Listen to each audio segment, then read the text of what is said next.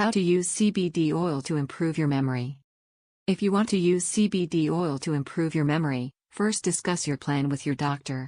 As CBD oil can interact with some medications, it is best to be given the all-clear prior to use. You might also want to speak with a naturopathic doctor who specializes in using CBD and other cannabis products in medical treatments. When it comes to actually taking CBD oil to improve memory, there are a few different options available. The delivery method you choose will come down to your personal preferences.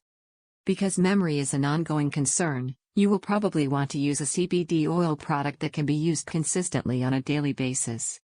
Capsules or drops are the easiest ways to work CBD oil into your daily routine. You can add them to your current vitamin or medication regimen, or simply have them with your morning coffee. Typical dosage recommendations for these products suggest administering CBD oil 2 or 3 times a day, or morning and night. Drops are placed under the tongue where the CBD oil is absorbed into the bloodstream. The drops begin to take effect within an hour of ingestion and will last between 4 to 6 hours. CBD oil capsules can take a little longer to go into effect. Feel free to call us if you have any questions or visit us today at our website for monthly specials.